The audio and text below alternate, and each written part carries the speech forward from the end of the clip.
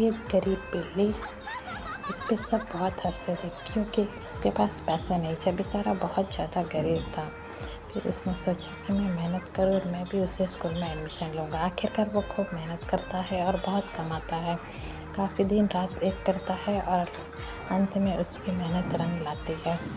वो भी धीरे धीरे मेहनत करके बहुत पैसे वाला बन जाता है और आखिर में जाके वो भी वहीं एडमिशन लेता है जहाँ बाकी के लोग पढ़ते हैं।